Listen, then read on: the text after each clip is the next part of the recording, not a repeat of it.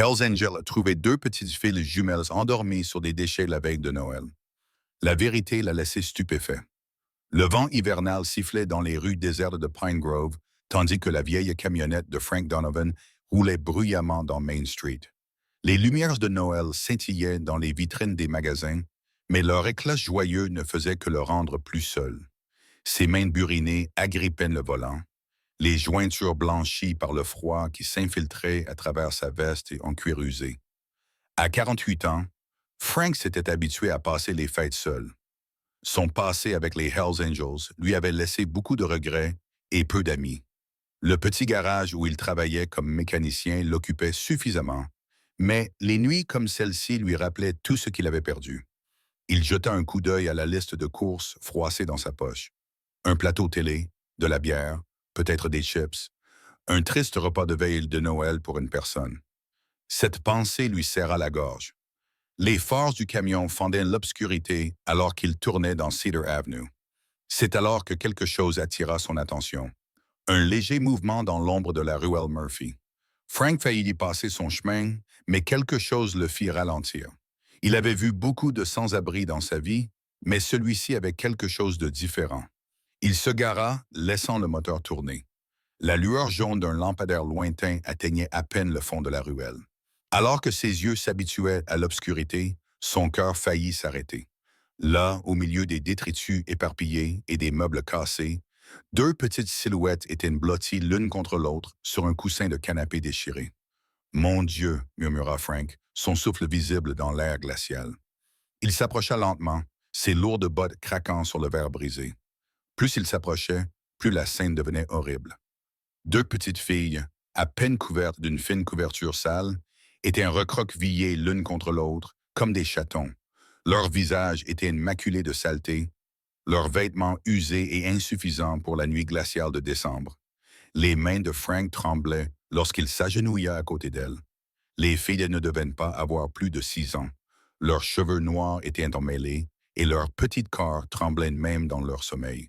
Des années passées à voir le pire de l'humanité ne l'avaient pas préparé à cela. « Hé !» dit-il doucement en touchant l'épaule d'une des filles.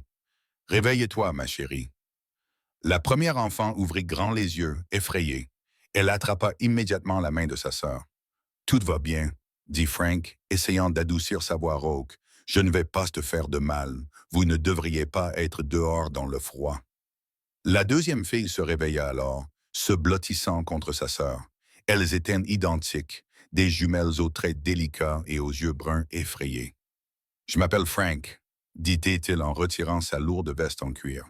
« Comment vous appelez-vous? » La première fille, la plus courageuse, prit la parole. « Je m'appelle Lily, » murmura-t-elle. « Et elle, c'est Rose. » Frank enveloppa les deux filles dans sa veste, le cœur brisé de les voir si petites dans ce manteau trop grand. « Où sont vos parents? » demanda-t-il, même s'il redoutait la réponse. La lèvre inférieure de Lily trembla. « Maman est partie. Elle a dit qu'elle reviendrait, mais... » Rose se mit à pleurer silencieusement, ses larmes traçant des sillons nets dans la saleté sur ses joues. « Allez, venez, » dit Frank, s'efforçant de garder une voix calme. « On va vous réchauffer. » Il les aida à se lever, remarquant à quel point elles s'accrochaient l'une à l'autre. Leurs chaussures tombaient en morceaux, leurs chaussettes étaient pleines de trous. Frank les conduisit à son camion et les installa ensemble sur le siège passager. Elles se blottirent l'une contre l'autre, toujours enveloppées dans sa veste, l'air perdu et vulnérable dans la faible lumière de la cabine. Avant de continuer à écouter, dites-moi où vous vous trouvez aujourd'hui. Revenons maintenant à l'histoire.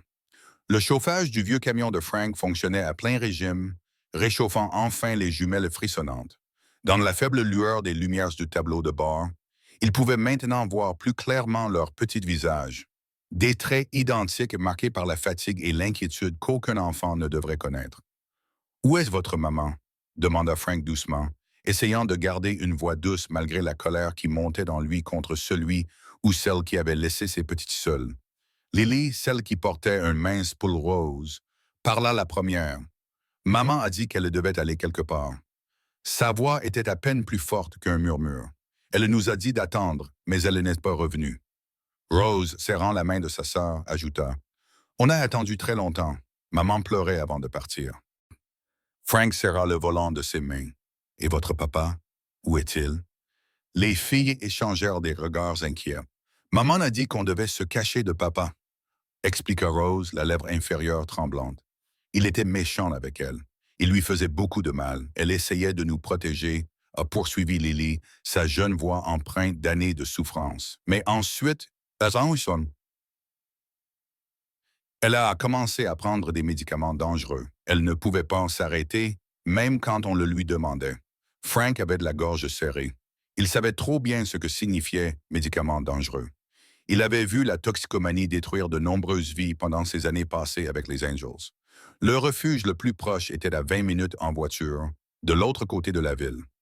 Frank augmenta le chauffage et regarda dans son rétroviseur les filles blotties l'une contre l'autre sur la banquette arrière, leur petit corps englouti dans sa veste en cuir.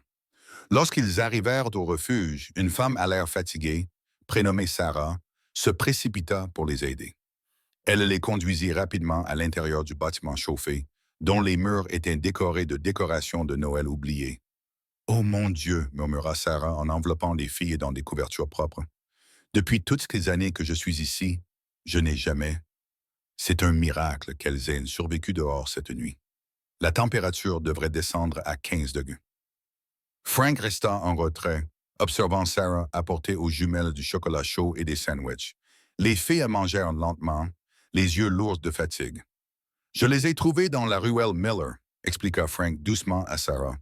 Elles ont dit que leur mère les avait laissées là plus tôt dans la nuit. Elle leur a dit qu'elle fuyait de leur père et qu'elle avait un problème de drogue. Sarah secoua tristement de la tête. « Nous devrons contacter les services sociaux demain matin, mais pour cette nuit, elles peuvent dormir ici, où elles seront au chaud et en sécurité. » Elle jeta un regard curieux à Frank. La plupart des gens auraient simplement appelé la police et seraient partis. « Merci de les avoir amenés ici vous-même. » Frank se contenta d'acquiescer, les yeux fixés sur les jumelles. Elles avaient fini de manger et étaient blotties l'une contre l'autre sur un canapé usé, déjà en train de s'endormir.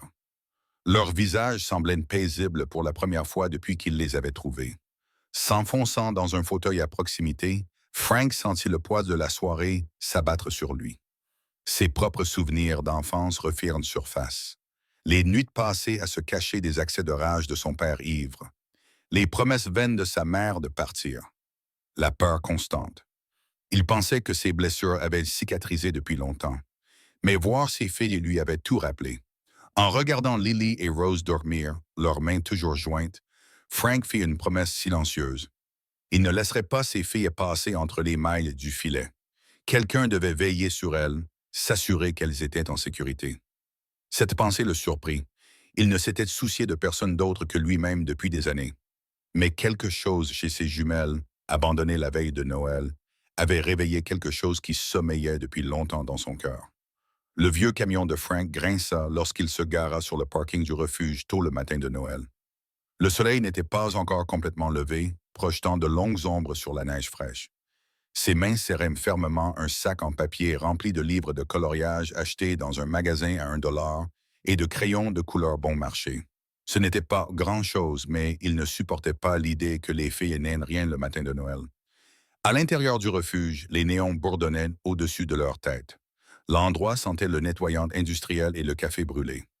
Un bénévole à l'air fatigué le conduisit à l'endroit où Lily et Rose étaient assises à une petite table, picorant dans des bols de flocons d'avoine instantanés. Leurs épaules minces étaient drapées de pulls de nez qui pendaient lâchement sur leurs petites silhouettes. Frank eut la gorge serrée en les regardant. Dans la lumière crue du matin, leur vulnérabilité était encore plus évidente. Leurs nattes blondes assorties étaient une bataille et des cernes ombragées leurs yeux. Il repensa à sa propre vie difficile, aux bagarres dans les bars, aux nuits interminables passées sur la route avec les anges, aux innombrables mauvaises décisions. En regardant ces filles innocentes, son passé lui semblait encore plus lourd. « Joyeux Noël », dit-il d'une voix bourrue en posant le sac sur la table. Les jumelles levèrent vers lui leurs yeux bleus identiques et quelque chose se serra dans sa poitrine. « Tu es revenu ?» murmura Rose, tendant sa petite main vers le sac. « Bien sûr », répondit Frank d'une voix plus rude qu'il ne l'aurait voulu. Il s'éclaircit la gorge. « Je me suis dit que tu voudrais peut-être t'occuper. » Pendant que les filles examinaient leur simple présence, Frank s'approcha de la réception. La femme qui assurait le service du matin, une femme d'âge moyen nommée Betty, était en train de trier des papiers. Des nouvelles de leur mère, demanda-t-il. Betty secoua la tête. Nous passons des coups de fil depuis hier soir. Sarah Matthews, leur mère, travaillait dans un restaurant sur la 5e avenue. Elle a perdu son emploi il y a environ 6 mois. Les gens la voyaient en ville, mais elle s'est perdue en feuilletant quelques papiers. Frank serra les mâchoires et la police, il la recherche, mais l'expression de Betty était sombre. Le problème, Monsieur Donovan, c'est que dans des cas comme celui-ci, les filles finiront probablement en famille d'accueil. Le système est déjà débordé en matière de placement familial. Ces mots lui semblaient être des graviers dans sa bouche. Elles seraient séparées. C'était possible. Trouver un foyer pouvant accueillir 2 enfants à la fois n'était pas facile. Frank passa l'heure suivante à discuter avec des policiers qui semblaient plus intéressés par leur café que par la recherche de réponses. Les services sociaux lui donnèrent la même réponse. Rien ne pouvait être fait avant la fin des vacances, et même alors, les jumelles seraient probablement placées en famille d'accueil d'urgence. Le trajet jusqu'à la maison lui sembla plus long que d'habitude. La petite maison de Frank était sombre et silencieuse au bout d'une impasse. À l'intérieur, il alluma les lumières et se tint dans son salon, fixant la vieille photo accrochée de travers au mur. Elle le représentait plus jeune, vêtu de cuir et le regard sauvage à califourchon sur sa vieille Harley. L'homme sur cette photo était intrépide. Rien ne pouvait l'arrêter. 20 ans plus tard, il pouvait à peine se regarder dans le miroir. Sa vie était devenue une succession de capitulations silencieuses, face à la solitude, au regret, au lent déclin des années qui passaient sans but. L'idée que ses petites filles soient déchirées par le système lui donnait la nausée. Il arracha la photo du mur et s'enfonça dans son fauteuil usé, la tenant dans ses mains tremblantes. Quel genre d'aide quelqu'un comme lui pouvait-il offrir? Il n'était qu'un moteur sur le déclin qui essayait de mener une vie honnête, arrivant à peine à joindre les 2 bouts avec son garage. L'homme qu'il était autrefois aurait su quoi faire, aurait riposté d'une manière ou d'une autre. Mais cet homme avait disparu depuis longtemps, remplacé par quelqu'un qui arrivait à peine à tenir sa vie en main. Les bottes de Frank crissaient sur le givre matinal tandis qu'il descendait Mason Street. Son souffle formait des nuages blancs dans l'air froid de l'hiver. Cela faisait maintenant 3 jours qu'il arpentait les rues, montrant les photos des jumelles à tous ceux qui pourraient avoir des informations sur leur mère. Une femme vivant dans un immeuble délabré se souvenait les avoir vues. Oui, elle vivait 2 étages plus haut, avait-elle dit, en montrant une fenêtre dont la peinture s'écaillait. Des petites filles adorables. Leur maman, Jenny. Elle me demandait parfois de les garder quand elle devait travailler. Le visage de la femme s'assombrit. Je ne les ai pas vues depuis un moment. Je pense qu'elles ont déménagé. Frank acquiesça et prit des notes dans un petit carnet qu'il avait commencé à emporter avec lui. Chaque conversation ajoutait une pièce au puzzle. Mais le tableau était encore loin d'être clair. Au magasin du coin, un vendeur âgé se souvenait que les filles venaient acheter des bonbons. Leur mère avait l'air mal en point la dernière fois que je l'ai vue, dit-il en secouant la tête. Elle avait des cernes sous les yeux, elle était nerveuse. Quelque chose n'allait pas. Le froid transperçait la veste en cuir de Frank alors qu'il marchait d'un endroit à l'autre. Ses articulations lui faisaient mal, lui rappelant qu'il n'était plus aussi jeune qu'avant. Mais la pensée de Lily et Rose le motivait à continuer. Leur visage le hantait, ses grands yeux pleins de confiance lorsqu'il les avait trouvés dans cette ruelle. En fin d'après-midi, Frank poussa la porte du Red Horse, un bar miteux à la périphérie de la ville. La chaleur à l'intérieur le frappa comme un mur, ainsi que l'odeur familière de bière éventée et de cigarettes. Quelques habitués étaient penchés sur leur verre, levant à peine les yeux lorsqu'il entra. Le barman, un homme corpulent aux tempes grisonnantes, essuyait des verres. Son badge indiquait Mike. Frank s'installa sur un tabouret de bar et commanda un café. « Je cherche des informations sur Jenny Morris », dit Frank à voix basse en faisant glisser une photo sur le comptoir. Ces jumelles ont été retrouvées abandonnées il y a quelques jours. La main de Mike s'arrêta en plein geste. Il jeta un coup d'œil à la photo, puis détourna rapidement le regard. « Jenny », marmonna-t-il. « Oui, je me souviens d'elle. Elle a commencé à venir ici il y a environ 6 mois avec un type. Un vrai casse-cou. » Frank se pencha en avant. « Quel type? » Mike baissa la voix. « Il s'appelle Ray. Il portait toujours des vêtements coûteux, Mais quelque chose chez lui ne collait pas. Jenny a changé après l'avoir rencontré. Elle a commencé à parler d'argent facile, de grandes opportunités. Le barman jeta un regard rapide autour de lui. On dit qu'il fait partie d'un gang qui se livre à toutes sortes d'activités illégales, y compris la traite d'êtres humains. Frank sentit son estomac se nouer. Les implications de ce que Mike venait de dire le frappèrent comme un coup de poing dans le ventre. 20 minutes plus tard, au poste de police, les bottes de Frank résonnaient sur le sol en linoléum, tandis qu'il se dirigeait vers la réception.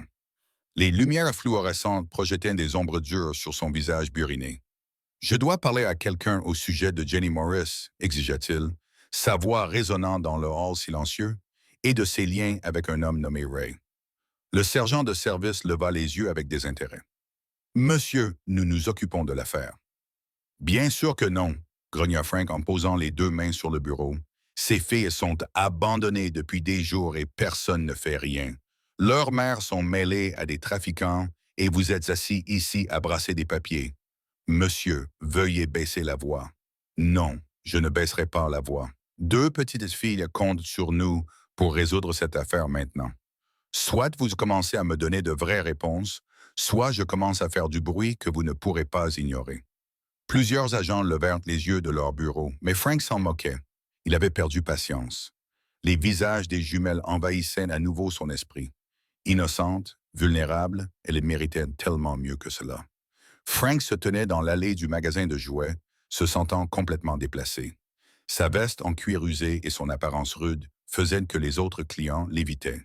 Il regardait les rangées de poupées et d'animaux en peluche, submergés par le choix. Cela faisait si longtemps qu'il n'avait pas acheté de cadeaux pour qui que ce soit, encore moins pour des petites filles. « Puis-je vous aider à trouver quelque chose ?» Une jeune vendeuse s'approcha de lui avec prudence. Frank s'éclaircit la gorge. « Oui, j'ai besoin de cadeaux pour des jumelles. Elles ont 6 ans. » L'expression de la vendeuse s'adoucit. « Eh bien, vous avez de la chance. Nous avons d'excellents choix pour cet âge. » Elle le conduisit dans l'allée, lui montrant divers jouets. « Ces poupées sont très populaires cette année et ces coffrets artistiques sont parfaits pour les petites créatives. » Frank remarqua une paire d'ours en peluche assortis, doux et bruns, avec des rubans rouges autour du cou. Il lui rappelait Lily et Rose, inséparables, innocentes, ayant besoin de protection. Il les prit dans ses mains, sentant la fourrure douce sous ses mains calleuses. « Ils sont adorables, » dit la vendeuse. « Voulez-vous qu'on vous les emballe? » Frank acquiesça, ajoutant quelques livres de coloriage et des crayons de couleur à son achat. Le montant total le fit hésiter, mais il n'hésita pas à tendre sa carte de crédit. Ces filles méritaient quelque chose de spécial après ce qu'elles avaient vécu. Au refuge, Frank apporta les cadeaux emballés à l'intérieur, inquiet de la réaction des filles. L'employé du refuge sourit chaleureusement et appela les jumelles. Frank, Lily et Rose accoururent, leurs petits pieds trottinant sur le sol en linoléum. Malgré leur situation, elles avaient déjà commencé à lui faire confiance, leur visage s'illuminant à chaque fois qu'il leur rendait visite. « Salut les filles. » Frank s'agenouilla, leur tendant les paquets. « Je vous ai apporté quelque chose pour Noël. » Les filles écarquillèrent les yeux en prenant délicatement les cadeaux. Elles se regardèrent, puis regardèrent Frank comme pour lui demander la permission. « Allez-y, ouvrez-les », les encouragea-t-il. Leurs petits doigts déballèrent soigneusement le papier, et elles poussèrent des cris de joie en découvrant les ours en peluche. Rose serra immédiatement le sien dans ses bras, tandis que Lily caressait la fourrure douce du sien, un sourire illuminant son visage. « Ils sont si doux », s'exclama Rose. « Regarde, ils sont assortis », ajouta Lily, en tenant son ours à côté de celui de sa sœur. Frank les regarda découvrir les livres de coloriage et les crayons de couleur, leur excitation grandissant. Elles s'assirent immédiatement à une table voisine, feuilletant les pages et choisissant leur couleur préférée. « Merci, Frank », dirent-elles à l'unisson, leur voix remplie d'une joie sincère. Frank ressentit quelque chose dans sa poitrine, une chaleur qu'il n'avait pas ressentie depuis des années. Ces petites filles, avec leur joie innocente et leur cœur reconnaissant, avaient réussi à faire une brèche dans son armure. Il les regarda colorier ensemble, partager leurs crayons et se montrer des images, et sentit ses yeux s'embuer. L'employé du refuge lui toucha le bras. « C'était très gentil de votre part, Monsieur Donovan. Elles n'avaient pas souri comme ça depuis leur arrivée. Frank acquiesça, incapable de parler. Après avoir passé un moment à regarder les filles coloriées et d'écouter leurs projets pour leurs nouveaux ours en peluche, il sut qu'il devait partir. Les filles l'embrassèrent pour lui dire au revoir, serrant toujours leurs ours dans leurs bras.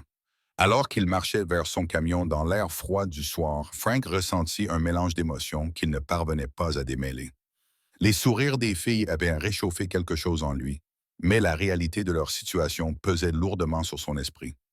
La police n'avait aucune piste sur l'endroit où se trouvait leur mère, et leur père restait un mystère. Frank monta dans son camion et resta assis là un moment, l'image de leur visage heureux encore fraîche dans son esprit. Le téléphone de Frank vibra sur l'établi, faisant tomber une clé à molette sur le sol de son garage. S'essuyant les mains graisseuses sur un chiffon, il décrocha le téléphone et son cœur se serra lorsqu'il vit l'identité de l'appelant. Les services sociaux. Monsieur Donovan, demanda une voix formelle. Je suis Amanda Peters, des services de protection de l'enfance. Nous devons discuter de la situation de Lily et Rose. Pourriez-vous venir demain matin à 9 heures? La gorge de Frank s'assécha. Il redoutait cet appel. Oui, je viendrai. Cette nuit-là, le sommeil le fuyait. Il faisait les 100 pas dans son petit salon, le plancher craquant sous ses lourdes bottes. Les visages des jumelles ne cessaient de défiler dans son esprit, leur sourire radieux lorsqu'il leur avait apporté des cadeaux de Noël, la façon dont elles s'accrochaient à lui lors de ses visites. L'idée qu'elles soient séparées lui nouait l'estomac. Le bâtiment des services sociaux semblait froid et peu accueillant dans la lumière du matin.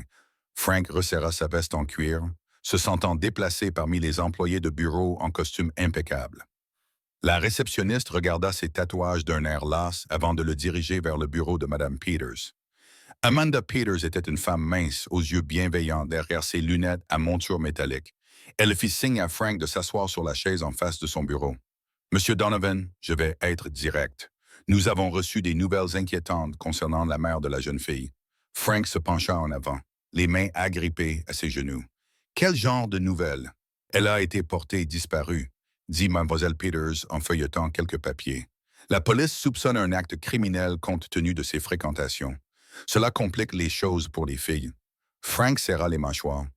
Qu'est-ce que cela signifie pour elles? Sans tuteur légal, elles devront être placées en famille d'accueil.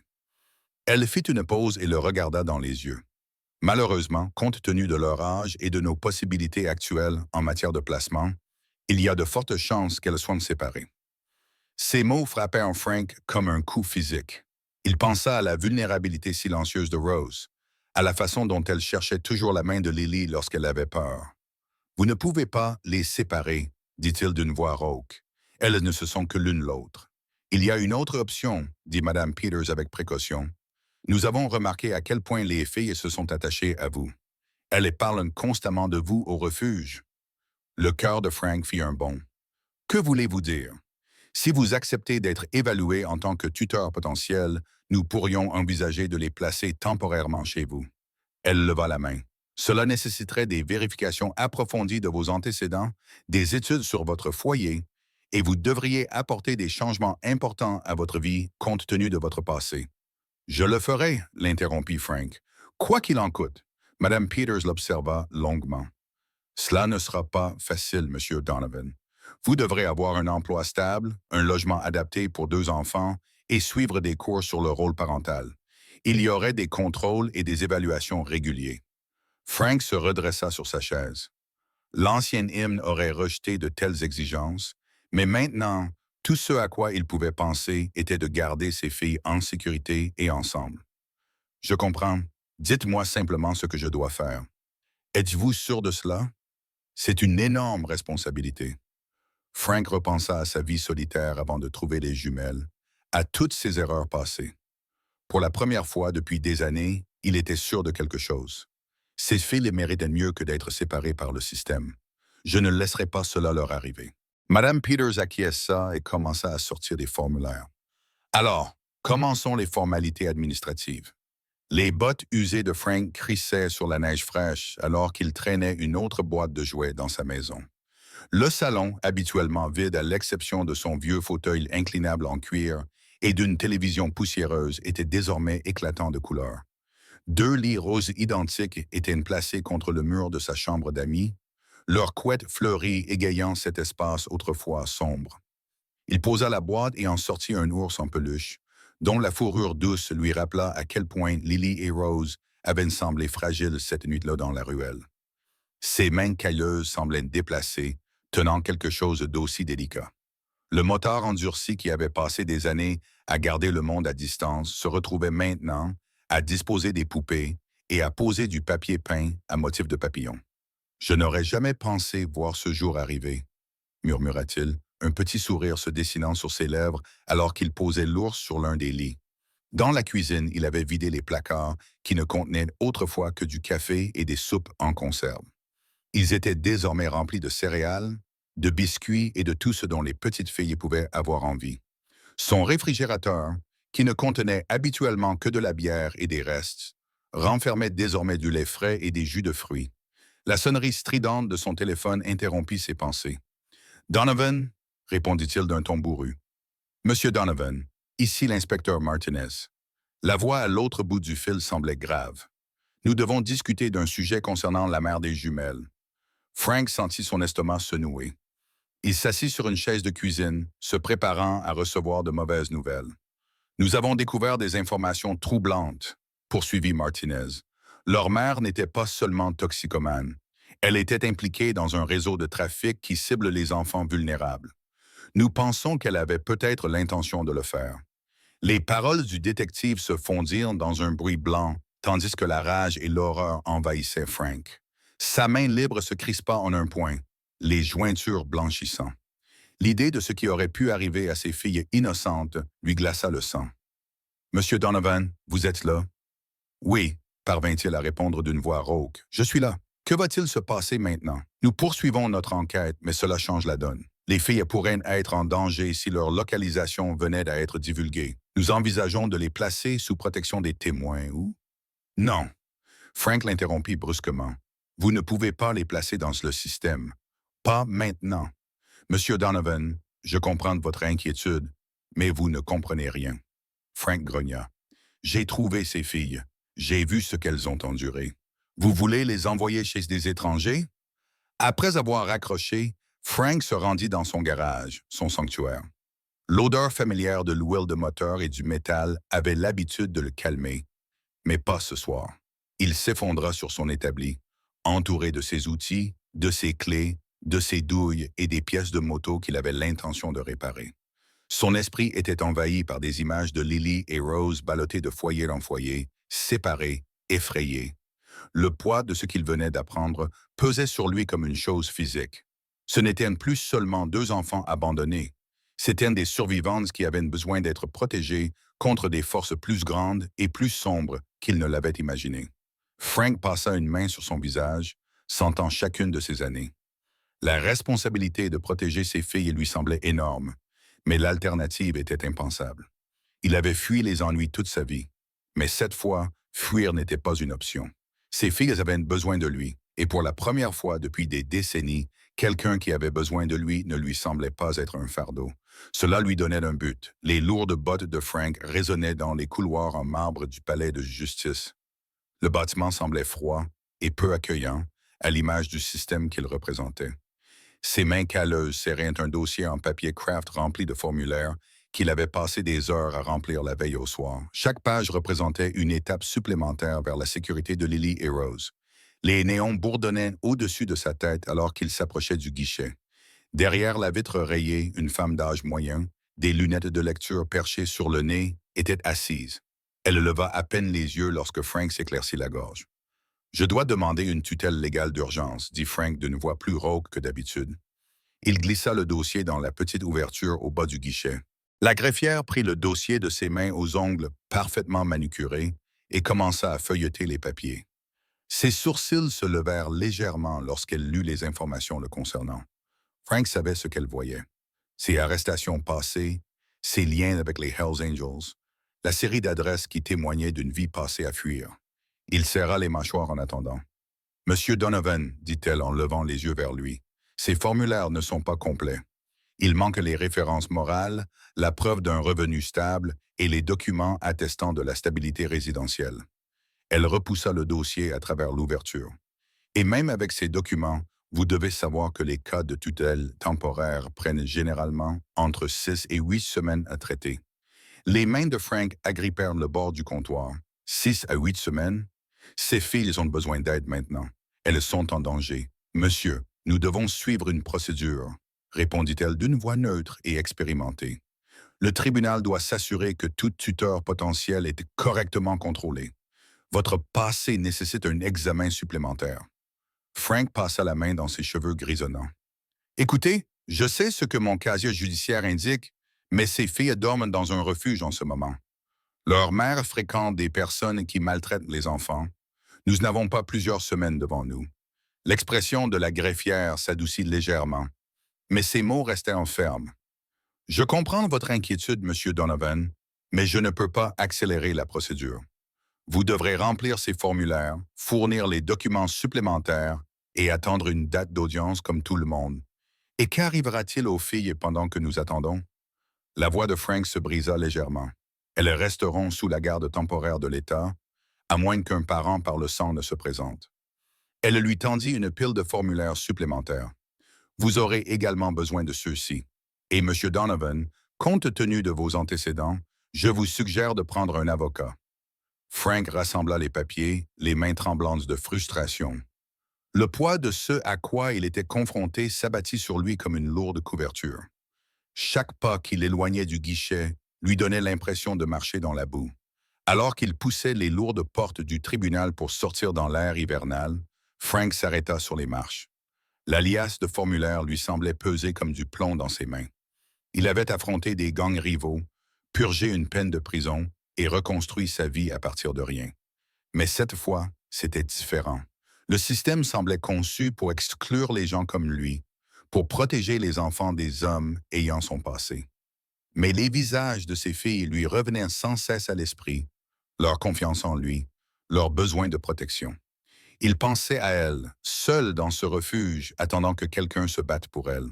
Frank n'était peut-être pas le tuteur qu'elles méritaient, mais il était le seul qu'elles avaient. Le palais de justice se dressait derrière lui, haut et imposant, tel un monument symbolisant tous les obstacles qui l'attendaient. Frank glissa les papiers dans sa veste, remonta la fermeture éclair pour se protéger du froid et se dirigea vers son camion. La bataille qui l'attendait semblait impossible, mais il n'avait jamais été du genre à reculer devant un combat. Le garage de Frank était calme, à l'exception du grattement des crayons sur le papier. Lily était assise à son établi, les jambes ballottant sous elle, travaillant sur ses devoirs de mathématiques. Rose était recroquevillée dans le vieux fauteuil qu'il avait apporté spécialement pour elle, coloriant soigneusement à l'intérieur des lignes de son dessin. « Monsieur Frank » appela Lily, sa voix rebondissant sur les murs en béton. « Pouvez-vous m'aider avec ce problème? Je ne comprends pas. » Frank s'essuya les mains sur un chiffon et s'approcha, ses bottes en embout d'acier claquant sur le sol. Il y a quelques semaines encore, cet espace était son sanctuaire de solitude. Aujourd'hui, il était rempli des livres scolaires et des fournitures artistiques des filles, et résonnait du doux bourdonnement de leur présence. « Voyons voir ce que nous avons là, » dit-il en tirant un tabouret à côté d'elle. Le problème de mathématiques n'était pas trop difficile. Il s'agissait d'une multiplication simple, mais Lily fronçait les sourcils, concentrée. « 7, 6, marmonna-t-elle en comptant sur ses doigts. « Voici une astuce, » dit Frank en prenant une poignée d'écrous et de boulons dans un récipient à proximité. Il les disposa en 7 rangées de 6. « Compte-les. » Les yeux de Lily s'illuminèrent tandis qu'elle comptait. « 2. C'est tellement plus facile. » Depuis son coin, Rose leva les yeux de son livre de coloriage. Elle sourit doucement à Frank avant de retourner à son travail. C'était tout Rose, calme, observatrice, toujours attentive. Elle avait pris l'habitude de suivre Frank dans le garage comme son ombre, se contentant d'être près de lui. Plus tard dans l'après-midi, Frank les ramena de l'école à la maison dans son vieux pick-up. Lily bavarda sans discontinuer de sa journée, du hamster de la classe et de la nouvelle fille qui avait partagé ses biscuits au déjeuner. Rose resta assise en silence, tendant parfois la main pour toucher le bras de Frank, comme pour s'assurer qu'il était toujours là. « Et puis Sarah a dit qu'on pouvait venir à sa fête d'anniversaire la semaine prochaine, » annonça Lily. « On peut y aller, Monsieur Frank? S'il vous plaît. » Frank jeta un coup d'œil dans le rétroviseur. Les yeux de Lily brillaient d'espoir, tandis que Rose semblait anxieuse à l'idée d'être entourée de monde. « On verra, » répondit-il prudemment. « Laissez-moi d'abord en parler aux parents de Sarah. » Ces mots lui semblaient étranges, si normaux, si parentaux. Il ne s'était jamais imaginé discuter de fêtes d'anniversaire ou aider à faire les devoirs. Ses mains, rugueuses après des années passées à travailler sur des moteurs, savaient désormais tresser des cheveux et lasser des chaussures. À la maison, Frank regarda les filles s'installer dans leur routine après l'école. Lily s'allongea sur le sol du salon avec ses livres, tandis que Rose se blottit sur le canapé avec sa couverture préférée, la douce couverture bleue que Frank avait achetée lors de leur première semaine ensemble. « Monsieur Frank, » dit Rose doucement en tapotant l'espace à côté d'elle, « tu veux t'asseoir avec moi? » Le cœur de Frank se serra dans sa poitrine. Il s'assit et Rose se blottit immédiatement contre lui, son petit corps chaud et confiant. Lily leva les yeux de ses devoirs et se précipita vers eux, ne voulant pas être laissé de côté. Pris en sandwich entre elles, Frank sentit quelque chose changer en lui. Ce n'étaient plus seulement deux filles perdues qu'il avait trouvées dans une ruelle. Elles n'étaient plus seulement une responsabilité ou une chance de rédemption. Entre l'aide aux devoirs et les moments de calme, entre les histoires sans fin de Lily et les douces caresses de Rose, elles étaient devenues ses filles. Cette prise de conscience ne s'était pas accompagnée de fanfares ni d'éclairs. Elle s'était installée en lui aussi naturellement que les filles s'étaient installées dans sa vie, comblant des vides dont il ignorait l'existence. Frank regardait depuis un banc en bois Lily et Rose participer à la chorale des enfants de l'église locale. Leurs petites voix se joignaient à celles des autres, créant une douce mélodie qui emplissait le sanctuaire. Ses mains burinées se joignirent, non pas pour prier, mais dans un émerveillement silencieux devant tout ce qui avait changé en seulement quelques semaines. Les filles portaient des robes bleues assorties que Mme Henderson de l'église leur avait données. Leurs cheveux étaient soigneusement tressés, une technique que Frank avait apprise en regardant des vidéos YouTube tard le soir. Ses premières tentatives avaient été désastreuses, mais il arrivait désormais à faire des tresses correctes, même si elles n'étaient pas parfaites.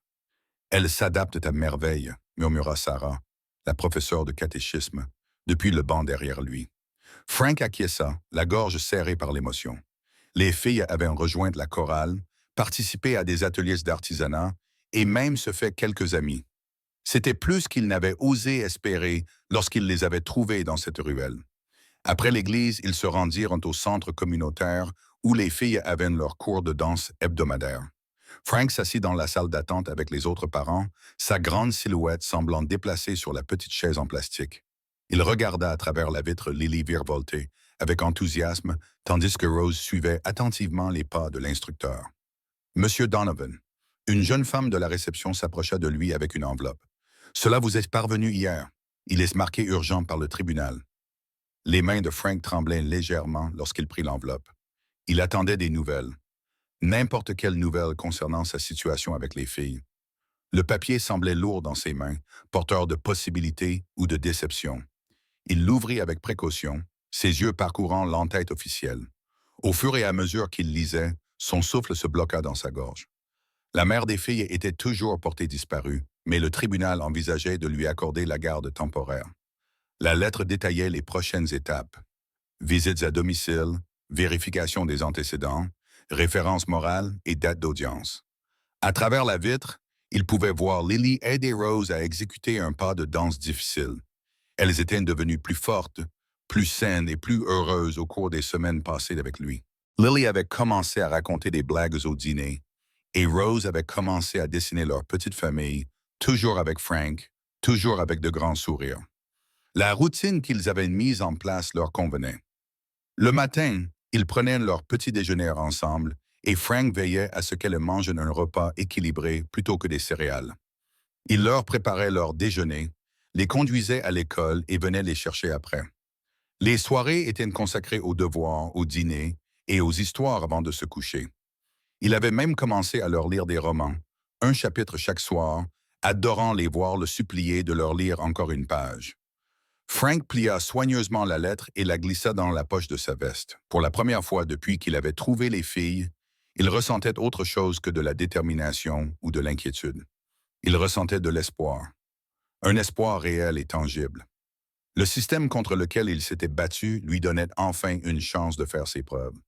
Le cours de danse se termina et les filles sortirent en sautillant, le visage rougi par l'exercice et la joie. Tu nous as vus, Frank? Demanda Lily tandis que Rose s'accrochait à sa jambe. Bien sûr, mes chéris, répondit-il, la voix rauque d'émotion. Vous avez toutes les deux été formidables. Alors qu'il marchait vers son camion, chaque fille tenant une de ses mains, Frank sentit la lettre dans sa poche comme une promesse. Peut-être, juste peut-être, pourrait-il offrir à ses filles le foyer qu'elles méritaient. Peut-être était-ce sa chance de réparer les choses, d'être la figure paternelle dont elles avaient besoin. Les mains de Frank tremblaient tandis qu'il redressait sa cravate dans le miroir des toilettes du palais de justice. Il avait troqué sa veste en cuir habituel contre un costume bleu marine qui semblait raide et étranger à ses larges épaules. Les lumières fluorescentes projetaient des ombres dures sur son visage buriné, accentuant les rides d'inquiétude autour de ses yeux. « Ça va, Frank? » La petite voix de Lily résonna dans les toilettes. Elle se tenait dans l'embrasure de la porte. Oceana de Faber Paul, vêtue d'une robe rose qu'ils avaient achetée spécialement pour l'audience. Rose restait derrière sa sœur, serrant contre elle l'ours en peluche que Frank lui avait donné pour la réconforter. « Je suis juste nerveux, ma chérie. » Frank parvint à sourire, même si son estomac était noué. Il avait affronté des gangs rivaux sans sourciller. Mais ce tribunal le terrifiait plus que tout ce qu'il avait connu dans sa vie. Les filles ressemblaient à de petits anges, avec leurs robes assorties et leurs cheveux soigneusement tressés, bien loin des enfants sales et effrayés qu'il avait trouvés dans cette ruelle. L'assistante sociale désignée par le tribunal les avait aidées à se préparer, s'assurant qu'elles soient à leur avantage pour l'audience. Elles se dirigèrent vers la salle d'audience B, leurs pas résonnant dans le couloir en marbre. Frank leur tenait la main, une petite paume dans chacune de ses mains rugueuses. D'autres familles attendaient sur les bancs en bois, leurs visages affichant divers degrés d'inquiétude et d'espoir. À l'intérieur de la salle d'audience, le cœur de Frank se serra lorsqu'il vit l'avocate commise d'office feuilleter une épaisse pile de papier. La femme semblait surmenée et distraite, levant à peine les yeux lorsqu'ils s'approchèrent. « Monsieur Donovan, » murmura-t-elle, « je dois être honnête avec vous. Le système préfère généralement placer les enfants dans des familles d'accueil agréées qui ont été dûment contrôlées. Votre passé présente certains défis. » Frank serra les mâchoires. « J'ai changé. Ces filles ont besoin de stabilité, pas d'un nouveau bouleversement. » L'avocate soupira et étala plusieurs documents. L'implication de leur mère dans le trafic d'enfants rend cette affaire particulièrement délicate. Le tribunal pourrait juger plus sûr de les placer dans des foyers séparés afin de protéger leur identité. Rose serra la main de Frank plus fort en entendant ces mots. Il pouvait la sentir trembler. « Levez-vous. » La voix du huissier retentit dans la salle d'audience lorsque le juge Allen entra. La procédure commença par la présentation du dossier par l'État. Frank écouta, le cœur de plus en plus lourd à chaque mot, tandis qu'il détaillait les dangers de placer des enfants traumatisés chez un ancien membre de gang. Il parlait des filles comme s'il s'agissait de numéros de dossier plutôt que d'enfants brillants et aimants qui avaient ramené la lumière dans sa vie. Lorsque ce fut leur tour, l'avocat de Frank semblait à peine préparé. Elle fouilla dans ses notes, avançant des arguments peu convaincants sur l'emploi stable de Frank et sa récente implication dans des activités communautaires. Lily se mit à pleurer silencieusement à côté de lui. Frank se pencha vers elle et lui serra l'épaule, essayant de la réconforter tout en respectant le décorum de la salle d'audience. Rose était complètement immobile, le visage pâle de peur. Le juge Allen écouta attentivement, le visage impassible. Lorsque les deux parties eurent terminé leur plaidoirie, il examina les documents devant lui pendant ce qui sembla être une éternité. Compte tenu des circonstances inhabituelles de cette affaire, le juge prit finalement la parole. « Je prononce une mesure de tutelle temporaire. Monsieur Donovan conservera la garde des deux filles pendant que nous menons une enquête approfondie sur leur passé et sur son aptitude à devenir leur tuteur permanent. » Frank sentit ses genoux fléchir sous le poids du soulagement. Les filles se jetèrent dans ses bras et il dut lui-même retenir ses larmes. Cependant, poursuivit le juge Allen en fixant Frank d'un regard sévère, cet arrangement est conditionnel. Vous devrez suivre des cours sur le rôle de parent, vous soumettre à des visites régulières à votre domicile et démontrer que vous êtes en mesure d'offrir un environnement stable à ces enfants. Nous nous réunirons à nouveau dans 60 jours pour examiner vos progrès. Cette décision est conditionnelle. Vous devrez suivre des cours sur le rôle parental, accepter des visites régulières à votre domicile et démontrer que vous êtes en mesure d'offrir un environnement stable à ces enfants. Nous nous réunirons à nouveau dans 60 jours pour évaluer vos progrès. Le soleil matinal filtrait à travers la fenêtre de la cuisine, tandis que Frank regardait Lily et Rose prendre leur petit déjeuner. 2 semaines s'étaient écoulées depuis la première audience, et même si tout semblait aller bien en apparence, il remarqua de petits signes qui l'inquiétaient. Rose sursautait au moindre mouvement brusque et Lily, d'ordinaire si joyeuse, s'interrompait parfois au milieu d'une phrase, le regard perdu dans le vague. « Tu veux encore des céréales, Rose ?» demanda Frank d'une voix douce. La jumelle silencieuse secoua la tête et repoussa son bol à moitié vide. « J'ai fait un cauchemar, murmura-t-elle en agrippant le bord de la table de ses petits doigts. Frank s'assit à côté d'elle, les mains ridées posées sur la table. « Tu veux en parler ?» Avant que Rose n'ait le temps de répondre, Lily prit de la parole. Elle a encore rêvé de maman. Je l'ai entendue pleurer. Le cœur de Frank se serra. Il avait appris à gérer les genoux écorchés et les devoirs. Mais les blessures émotionnelles, celles-là étaient plus difficiles à soigner. Son apparence rude, forgée au fil des années passées chez les Hells Angels, lui semblait parfois être un obstacle lorsque les filles avaient le plus besoin de douceur. Plus tard dans l'après-midi, alors que les filles étaient à l'école, le téléphone de Frank sonna. Le nom de l'assistante sociale s'afficha sur l'écran, lui donnant un coup au cœur. « Monsieur Donovan », commença-t-elle d'une voix professionnelle, mais teintée d'inquiétude. « Nous devons discuter de la deuxième audience à venir. » Frank serra le téléphone plus fort. « Qu'y a-t-il? Le juge veut voir des preuves claires que les filles s'adaptent bien à votre garde. Il y a des inquiétudes quant à leur développement émotionnel. » Frank faisait les 100 pas dans son garage où il travaillait sur la moto d'un client. « Elles vont mieux, elles vont à l'école, se font des amis. »« Monsieur Donovan, » l'interrompit-elle, « nous avons reçu des rapports faisant état de crises d'angoisse de Rose à l'école et de crises de colère occasionnelles de Lily en classe.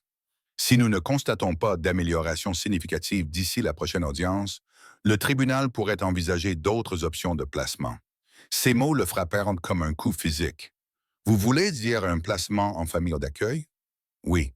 Peut-être dans des foyers séparés, compte tenu de leurs besoins spécifiques. Après avoir raccroché, Frank resta debout dans son garage, entouré d'outils et de pièces de moteur, des choses qu'il savait réparer. Mais là, c'était différent. Il pensait au cauchemar de Rose, au silence soudain de Lily. Peut-être que ses manières brusques étaient trop dures pour leur cœur tendre. Cette nuit-là, après avoir bordé les filles, Frank ne parvint pas à dormir. Il s'assit dans sa cuisine, fixant les dessins que les jumelles avaient faits et qui étaient maintenant collés sur son réfrigérateur.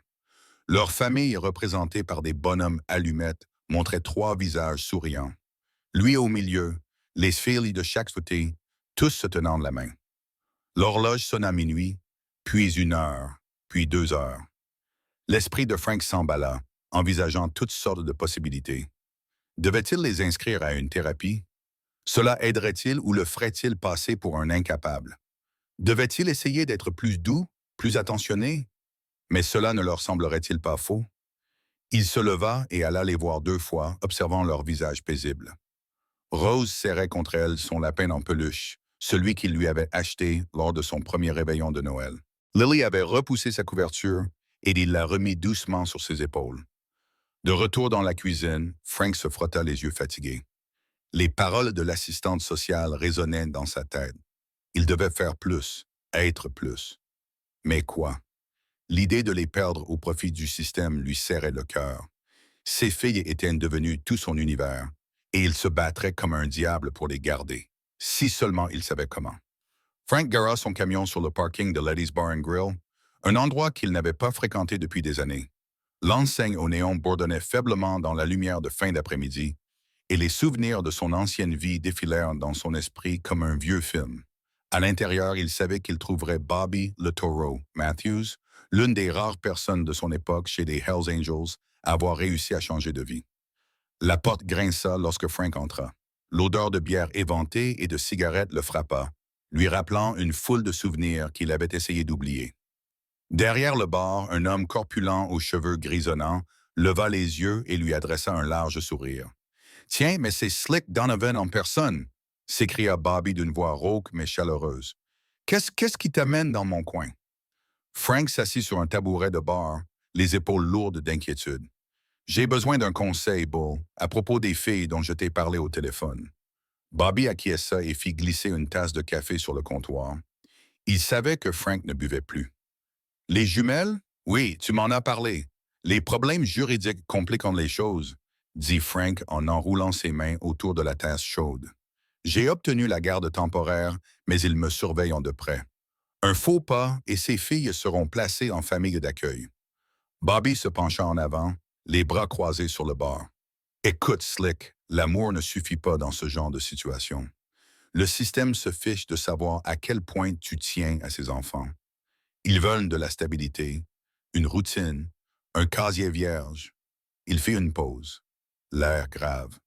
Et ton casier n'est pas vraiment vierge. Frank eut un pincement au cœur. Je suis clean depuis 15 ans, Bull. Je n'ai même pas eu de contravention. Oui, mais il y a ces anciennes accusations, les bagarres dans les bars, les accusations d'agression qui ont été abandonnées. Bobby secoua la tête. Le système a la mémoire longue, mon frère.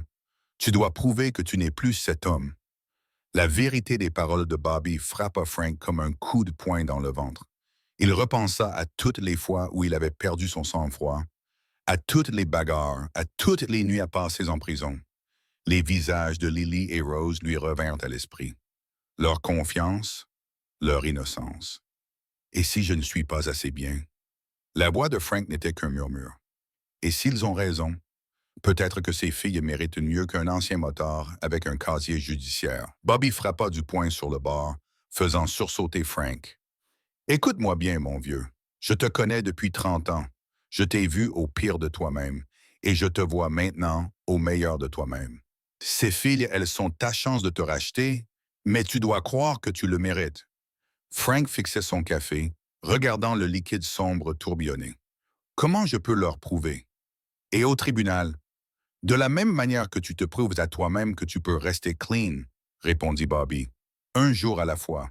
Sois présent, fais ton travail, sois constant. Il se pencha vers lui. Et pense peut-être à te faire aider. Tu sais, par un psychologue ou autre. Ça montrera au tribunal que tu veux vraiment évoluer. Cette suggestion met Frank mal à l'aise, mais il savait que Bobby avait raison. Son passé était une ombre qu'il ne pouvait pas fuir. Il devait l'affronter de front. Frank se leva, laissant son café à moitié fini. Merci, Bull, pour tout.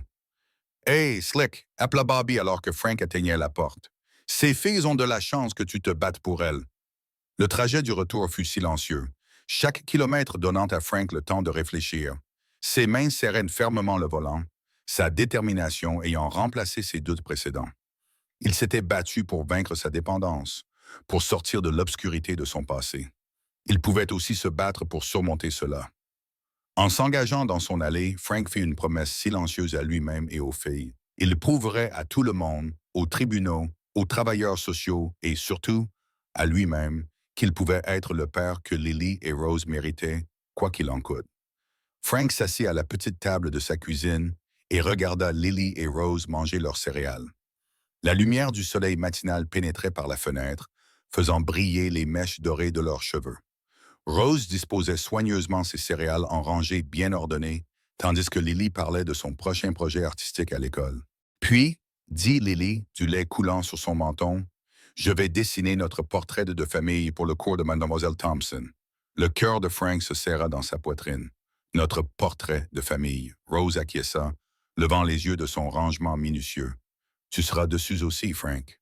Juste au milieu. Il attrapa une serviette et essuya doucement le menton de Lily, luttant contre l'émotion qui menaçait de le submerger. Ces petits moments, les visages barbouillés, les rangements minutieux, le fait qu'elle l'incluent naturellement dans leur vie signifiait plus qu'ils ne pouvaient l'exprimer. Plus tard dans la matinée, alors que Frank aidait les filles à enfiler leurs manteaux pour aller à l'école, la sonnette retentit. Son estomac se noua. Ces derniers temps, les visiteurs inattendus étaient généralement synonymes de mauvaises nouvelles. Mais lorsqu'il ouvrit la porte, il trouva le juge Allen debout sous son porche, l'air pensif, mais pas hostile. « Monsieur Donovan, dit le juge, j'espère que je ne dérange pas. Non, monsieur, répondit Frank, la voix rauque de surprise. Je prépare juste les filles pour l'école. Le juge sourit à Lily et Rose qui jetaient des regards curieux entre les jambes de Frank. Cela vous dérange si je vous accompagne? J'aimerais voir comment vous vous en sortez. Frank acquiesça, et bientôt ils marchaient sur le trottoir, les filles sautillant devant eux, leurs sacs à dos rebondissant à chaque pas. Le juge les observait attentivement. Vous savez, Donovan, dit le juge Allen à voix basse, quand j'ai vu votre dossier pour la première fois, j'avais des doutes. Votre passé avec les Hells Angels, les accusations précédentes, tout cela ne présageait rien de bon. Frank serra les mâchoires, mais resta silencieux. Mais le juge poursuivit. J'ai suivi cette affaire de près. Les rapports de l'assistante sociale, des enseignantes des filles et même des voisins, tous racontent une histoire différente. Ces filles s'épanouissent sous votre garde. Ils s'arrêtèrent au coin de la rue, attendant que l'agent de circulation leur fasse signe de traverser. Les jumelles se tenaient par la main, leurs sacs à dos roses assortis, les faisant ressembler à des images miroirs. J'envisage de rendre cet arrangement permanent, dit le juge Allen. Mais j'ai besoin de savoir que vous êtes prêt à vous engager à long terme. Ces filles ont déjà subi suffisamment de traumatismes. Frank regarda Rose aider Lily à refaire son ossette. Elles sont toutes pour moi maintenant, votre honneur, toutes. Le juge acquiesça lentement. Prouvez-le-moi. Continuez à faire ce que vous faites. Restez cohérent. Venez à la prochaine audience prête à démontrer comment vous avez créé un environnement familial stable. Je vous observerai de près. Mais il marqua une pause et esquissa un petit sourire. Je crois aux secondes chances, Monsieur Donovan. Ils arrivèrent à l'école et les filles se retournèrent pour lui faire signe. Au revoir, Frank, dirent-elles à l'unisson, le visage rayonnant de confiance et d'amour. Alors que Frank les regardait disparaître dans le bâtiment, les paroles du juge résonnant dans son esprit, il sentit quelque chose changer en lui. Il ne s'agissait plus seulement de garder les filles, il s'agissait de devenir l'homme qu'elle croyait déjà qu'il était. Pour la première fois depuis le début de ce voyage, il voyait clairement la voie à suivre, celle qui menait à une vraie famille, à un vrai foyer. Frank était assis dans son camion devant le bar de Pete, étudiant le bout de journal froissé qu'il tenait entre ses mains. L'article détaillait une série de cas de personnes disparues, tous liés à un réseau local de trafic. Ses mains tremblaient tandis qu'il lisait entre les lignes, voyant le nom de la mère des jumelles mentionné comme personne d'intérêt. La faible lumière du réverbère projetait des ombres sur son visage buriné alors qu'il sortait un petit carnet. Au cours des dernières semaines, il avait rassemblé des bribes d'informations, des noms, des dates, des lieux. Chaque nouveau détail peignait un tableau de plus en plus sombre. La mère des jumeaux n'était pas simplement tombée dans la toxicomanie. Elle avait été délibérément prise pour cible par des personnes qui s'attaquaient aux femmes vulnérables et à leurs enfants. « Mon Dieu », murmura Frank en passant une main dans ses cheveux grisonnants. L'ampleur de ce qu'il découvrait lui donnait la nausée. À l'intérieur du bar de Pete, Frank trouva Jimmy le Serpent Martinez en train de siroter une bière dans un coin. Les bras tatoués de l'homme et son sourire de requin donnaient la chair de poule à Frank. Mais Jimmy savait des choses dangereuses sur le père des jumelles. « Tiens, le moteur repentit », ricana Jimmy lorsque Frank s'approcha. « J'ai entendu dire que tu posais des questions sur Tommy Reed. » Frank serra les mâchoires. « Je veux juste savoir ce qui lui est arrivé, pour le bien des filles. » Les yeux de Jimmy se plissèrent. « Ces petites filles, mec, tu ne veux pas fouiner là-dedans. Tommy n'était pas juste un ivrogne qui battait sa femme. Il avait des liens profonds. » « Des liens avec quoi? » insista Frank en baissant la voix. Jimmy se pencha en avant, son haleine empestant le whisky bon marché. « Écoute, je te rends service ici. Laisse tomber. Ces filles, c'était de la marchandise. Tommy et leur mère n'étaient que des intermédiaires dans une opération plus vaste. » Frank serra les poings sous la table.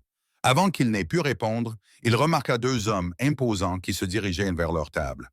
Leurs mains étaient cachées de manière suspecte dans les poches de leur veste. « Il est temps que tu partes, » dit Jimmy d'une voix froide.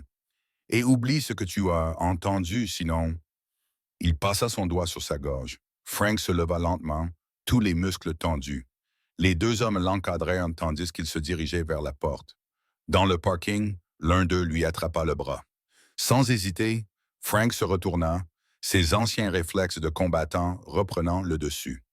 Il enfonça son coude dans le plexus solaire du premier homme et esquiva le coup que le second lui asséna à la tête. Le bruit d'un couteau à cran d'arrêt s'ouvrant retentit dans la nuit. Frank recula, le cœur battant à tout rompre. « Vous voulez vraiment faire ça?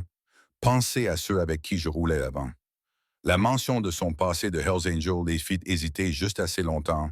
Frank sauta dans son camion, le moteur rugissant alors qu'une lame de couteau raclait la vitre côté conducteur. Il quitta le parking en crissant des pneus, les mains tremblantes sur le volant. Il lui fallut 20 minutes de virage aléatoire pour s'assurer qu'il n'était pas suivi ou avant de rentrer chez lui. Debout dans son allée, Frank prit plusieurs profondes inspirations pour se calmer. À travers la fenêtre du salon, il pouvait voir Lily et Rose sur le canapé avec Madame Henderson, leur voisine âgée qui les surveillait. Elles lisaient un livre ensemble, le visage paisible et innocent. Cette vision le frappa comme un coup de poing dans le ventre. Ces adorables petites filles avaient connu tant de ténèbres, tant de mal. Les personnes qui les avaient traitées comme des objets étaient toujours là, opérant dans l'ombre. Frank toucha la croix suspendue à son rétroviseur. Un cadeau de Rose. « Personne ne te fera plus jamais de mal, » murmura-t-il. « Pas tant que je vivrai. » Frank arpentait le couloir à l'extérieur de la salle d'audience, ses lourdes bottes résonnant sur le sol poli, ses mains burinées tremblant alors qu'il redressait sa cravate pour la 10e fois. Elle lui donnait l'impression d'avoir un nœud coulant autour du cou. Le costume qu'il portait, emprunté à un voisin, pendait de manière inconfortable sur ses larges épaules. Il n'avait pas l'habitude de s'habiller chic. D'habitude, sa tenue de travail et sa veste en cuir lui suffisaient. Lily et Rose étaient assises sur un banc à proximité, balançant leurs petites jambes d'avant en arrière. Les portaient des robes bleues assorties que Frank avait soigneusement repassées la veille au soir. Rose serrait son ours en peluche préféré dans ses bras tandis que Lily fredonnait doucement, chacune essayant à sa manière de rester calme. « Monsieur Donovan. » La voix du greffier le fit sursauter. « Ils sont prêts à vous recevoir. » Le cœur de Frank battait à tout rompre dans sa poitrine tandis qu'il conduisait les filles dans la salle d'audience. La pièce semblait incroyablement grande avec ses hauts plafonds et ses panneaux de bois. Le juge Allen était assis derrière son imposant bureau, le visage impassible. L'assistante sociale, Madame Thompson, était assise à une table avec sa pile de papier soigneusement rangée. Frank prit place à l'autre table, avec Lily et Rose à ses côtés. Madame Thompson se leva la première, ses talons claquant sur le sol tandis qu'elle s'approchait du juge. « Votre honneur, bien que nous reconnaissions les efforts déployés par M. Donovan ces derniers mois, nous avons de sérieuses inquiétudes quant à sa capacité à assurer une stabilité à long terme aux enfants. » Elle désigna un épais dossier. Son passé avec les Hells Angels, ses démêlés antérieurs avec la justice et ses ressources financières limitées sont autant de signaux d'alarme. Frank enfonça ses doigts dans ses paumes, tandis qu'elle poursuivait. Le système d'accueil peut offrir à ces filles des familles dûment sélectionnées, une surveillance régulière et toutes les ressources dont elles ont besoin pour s'épanouir. Le juge se tourna vers Frank. « Monsieur Donovan, avez-vous quelque chose à dire? » Frank se leva lentement, sa chaise raclant le sol, oubliant le discours qu'il avait préparé. Il regarda les jumelles, puis le juge. Sa voix était rauque, chargée d'émotion. « Votre honneur, je ne suis pas parfait. Je n'ai jamais prétendu l'être. » Il s'éclaircit la gorge. « Mais ces filles, elles m'ont trouvé la veille de Noël, dormant dans les ordures. Et depuis cette nuit-là, elles ont changé toute ma vie. » Il sentit la petite main de Lily se glisser dans la sienne, et sa voix se fit plus forte. « Je n'ai peut-être pas beaucoup d'argent, mais j'ai de l'amour pour ces filles. J'ai un travail stable, un toit au-dessus de nos têtes, et j'apprends chaque jour à être meilleur pour elles. » Rose se blottit contre lui, et Frank posa sa main sur son épaule. « Elles ont besoin de quelqu'un qui se battra pour elles, qui comprend ce que c'est que d'avoir besoin d'une seconde chance. Elles ont besoin de quelqu'un qui les aime pour ce qu'elles sont, et non comme un simple dossier dans le système. » Sa voix se brisa. « Je sais que mon passé n'est pas reluisant, votre honneur, mais ces filles m'ont donné un avenir qui vaut la peine de se battre. Elles méritent de rester ensemble, et je vous demande de me laisser être leur famille. » Le silence dans la salle d'audience était pesant lorsque Frank se rassit. Le juge Allen l'étudia longuement, puis regarda les filles qui s'accrochaient à Frank comme s'il était leur bouée de sauvetage. « J'ai besoin de temps pour examiner tous les aspects de cette affaire, » annonça le juge. L'audience est ajournée jusqu'à demain matin à 9 heures, heure à laquelle je rendrai ma décision. Frank sentit son estomac se nouer en regardant le juge quitter la salle d'audience. Les filles serrèrent ses mains plus fort et il leur rendit leur étreinte doucement, essayant de cacher sa peur. Tout ce qu'il pouvait faire maintenant, c'était d'attendre. Frank était allongé dans son lit, fixant le plafond tandis que la lumière de la lune filtrait à travers ses rideaux usés. Il lui était impossible de dormir. Son esprit ne cessait de repasser la scène du tribunal en boucle. Sa voix tremblante, la façon dont ses mains avaient agrippé le podium, les larmes qu'il avait retenues en parlant de Lily, puis s'était levé. Le réveil numérique sur sa table de chevet indiquait 3 H47. Il se tourna sur le côté et frappa son oreiller de frustration. Et si ces mots n'avaient pas suffi? Et si le juge n'avait vu que son apparence rude, son passé mouvementé? L'idée de perdre les filles lui serrait le cœur. Il pouvait entendre les doux bruits des jumelles qui dormaient dans la chambre voisine. Elles avaient fait de cette maison un foyer. Leurs dessins recouvraient désormais son réfrigérateur. Leurs chaussures étaient posées près de la porte d'entrée. Leurs boîtes de céréales préférées étaient alignées sur le comptoir de la cuisine. Comment pouvait-on penser que ce n'était pas normal? Frank se leva, ses pieds nus froids contre le parquet. Il se dirigea vers la chambre des filles et jeta un coup d'œil à l'intérieur. Rose serrait son ours en peluche dans ses bras, tandis que Lily avait de nouveau repoussé ses couvertures. Comme chaque soir, il borda Lily avec soin, ses mains calleuses douces, tandis qu'il remontait la couverture jusqu'à son menton. Le matin arriva trop lentement. Frank n'avait pas dormi plus d'une heure. Il prépara les filles pour l'école, essayant de maintenir leur routine habituelle malgré le nœud qu'il avait à l'estomac. En les regardant monter dans le bus scolaire, il se demanda si ce serait l'une des dernières fois qu'il accomplirait cette tâche simple. De retour chez lui, Frank faisait les 100 pas dans son salon, attendant le facteur. Il n'avait jamais prêté beaucoup d'attention à l'horaire du facteur auparavant, mais maintenant, il savait exactement à quelle heure le camion blanc tournerait dans sa rue. À 10h43, il entendit le bruit familier du couvercle de la boîte aux lettres qui se refermait. Ses mains tremblaient tandis qu'il se dirigeait vers la boîte aux lettres. Elle était là, une épaisse enveloppe provenant du tribunal. Frank la fixa longuement, craignant de l'ouvrir. Il n'avait jamais été du genre à prier, mais il se surprit à murmurer « S'il vous plaît, s'il vous plaît, s'il vous plaît ». Dans sa cuisine, Frank posa l'enveloppe sur la table. D'autres hommes s'y trouvaient éparpillés, oubliés. Le sceau officiel du tribunal semblait le fixer du regard. Il passa son pouce sous le rabat et l'ouvrit avec une lenteur agonisante. La lettre était tapée sur du papier épais, formel et intimidante. Les yeux de Frank parcoururent les mots, le cœur battant si fort qu'il avait du mal à se concentrer. Des termes juridiques lui sautèrent aux yeux. Conformément à l'audience, compte tenu des preuves présentées, dans l'intérêt supérieur des enfants mineurs. Puis il la vit. La phrase qui lui fit fléchir les genoux de soulagement. Tutelle temporaire accordée. Frank dut la lire 3 fois pour s'assurer qu'il n'avait pas rêvé. Le juge lui avait donné une chance. Ce n'était pas permanent. Il y aurait d'autres évaluations, d'autres obstacles à franchir. Mais c'était déjà quelque chose. C'était de l'espoir. Il s'effondra sur une chaise de cuisine, la lettre tremblant entre ses mains. Des larmes qu'il ne savait même pas retenir roulèrent sur ses joues burinées.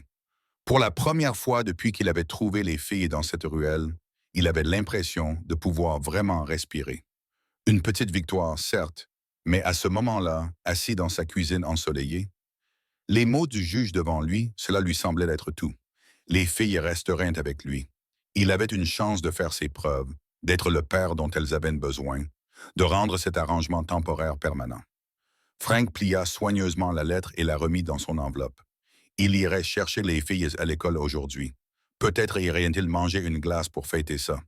Mais pour l'instant, il restait simplement assis là, laissant le soulagement l'envahir, reconnaissant pour ce petit pas en avant. Frank regardait depuis un banc public Lily et Rose jouer sur les balançoires, leur rire résonnant dans l'air frais du matin. Les dernières semaines s'étaient installées dans un rythme confortable. Petit déjeuner ensemble, accompagnement à l'école, aide aux devoirs, et maintenant leur moment préféré de la journée, la récréation. Ses mains burinées serraient un gobelet en papier rempli de café tandis qu'il observait leur confiance grandissante. Alors qu'auparavant, elle s'accrochait à lui avec crainte, elle s'aventurait désormais plus loin, tout en le gardant à portée de vue. Lily poussait plus fort sur ses jambes pour essayer de se balancer plus haut, tandis que Rose se contentait de légers mouvements de va-et-vient. « Hé, Monsieur Frank !» cria Lily, le visage rayonnant d'excitation. Il sourit à cette formule formelle. Elles n'étaient pas encore tout à fait prêtes à l'appeler papa, et il le comprenait. La confiance prenait du temps. Une jeune mère assise sur un banc voisin jeta un regard curieux à Frank, sans doute intrigué par sa veste en cuir et ses tatouages. Il y était désormais habitué. Les filles l'avaient aidé à se soucier moins du jugement des autres. Leur acceptation était tout ce qui comptait. « Fais attention, ma chérie, » répondit-il, sa voix bourrue adoucie par l'affection. Le mot « chérie » lui semblait encore étrange, mais il lui venait chaque jour plus naturellement. Rose sauta de sa balançoire et vint s'asseoir à côté de lui, glissant sa petite main dans la sienne. Ces moments tranquilles de complicité étaient désormais plus fréquents. « On peut prendre un chocolat chaud tout à l'heure ?» demanda-t-elle d'une voix douce mais assurée. Quelques mois plus tôt, elle aurait eu trop peur de faire une telle demande. « Bien sûr, » répondit Frank en lui serrant doucement la main. « Après la thérapie, d'accord. » Les deux filles voyaient le Dr. Sarah 2 fois par semaine. Frank était sceptique au début. Il n'avait jamais été fan des psychiatres, mais il ne pouvait nier les progrès réalisés. Les cauchemars étaient moins fréquents maintenant, et les filles commençaient lentement à s'ouvrir sur leur passé. Plus tard dans l'après-midi, Frank s'assit dans la salle d'attente pendant que les filles avaient leur séance. À travers la porte entr'ouverte, il pouvait entendre leur voix se mêler à celle, douce, du Dr. Sarah. Elles travaillaient sur des cartes d'émotions, des images qui les aidaient à exprimer des sentiments qu'elles ne pouvaient pas mettre en mots. À la fin de la séance, les 2 filles sont sorties avec leur dessin à la main. Le dessin de Lily représentait un soleil jaune vif perçant les nuages sombres. Celui de Rose représentait 3 silhouettes se tenant la main, une grande et 2 petites, entourées de cœurs rouges. « Monsieur Frank, regardez. » Lily brandit fièrement son dessin. Le docteur Sarah a dit, « Cela montre comment je me sens maintenant. L'obscurité est toujours là, mais il y a aussi beaucoup de lumière. » Frank eut la gorge serrée en regardant leur dessin. Rose tira sur sa manche et lui montra son dessin. « C'est nous, » expliqua-t-elle simplement. Mais ces 2 mots avaient plus de poids que n'importe quelle longue explication. Le docteur Sarah apparut dans l'embrasure de la porte, le visage aimable et le sourire satisfait. « Les filles font des progrès merveilleux, Frank. Elles apprennent à gérer leurs émotions de manière saine, et le fait d'avoir un environnement familial stable fait toute la différence. » Frank acquiesça, ne se sentant pas capable de parler. À la place, il rassembla les manteaux des filles et les aida à s'emmitoufler contre le froid. Alors qu'il marchait vers son camion, Rose glissa à nouveau sa main dans la sienne, tandis que Lily sautillait devant, fredonnant une mélodie qu'elle avait apprise à l'école.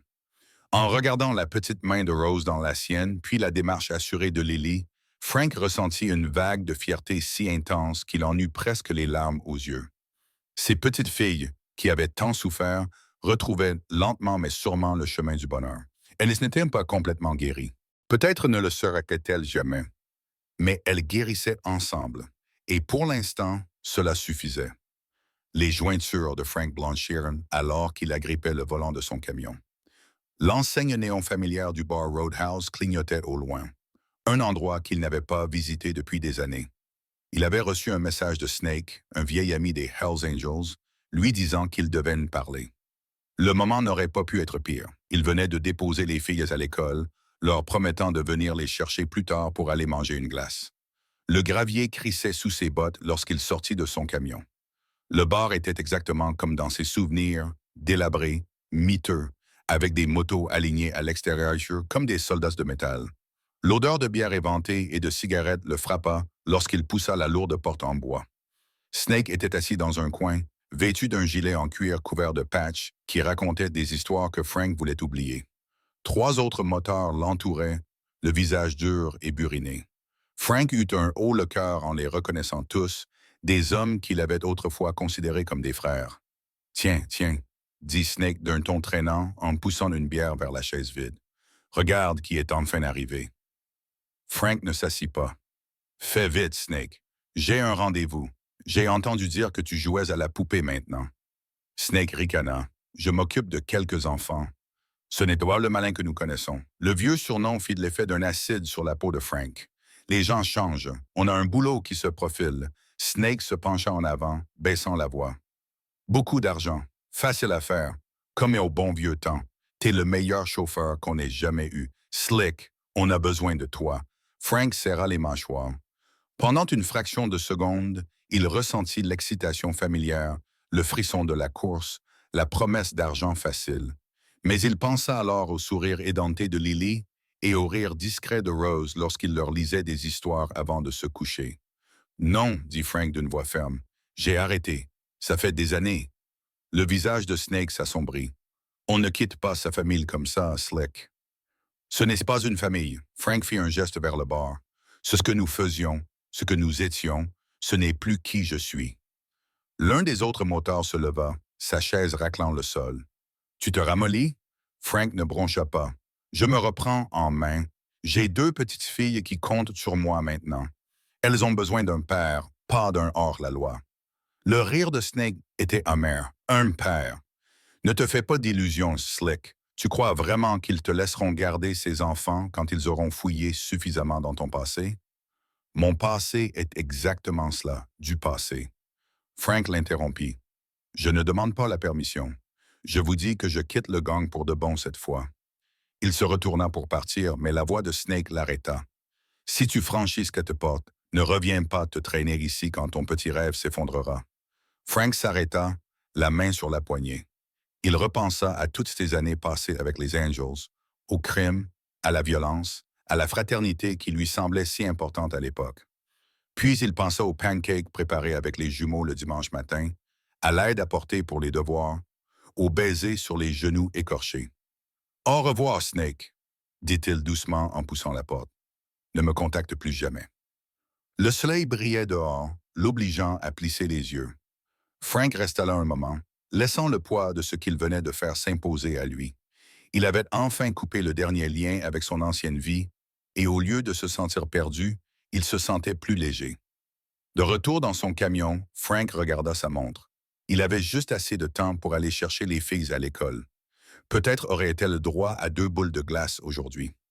Alors qu'il démarrait le moteur, il aperçut son reflet dans le rétroviseur. L'homme qui le regardait n'était plus un escroc.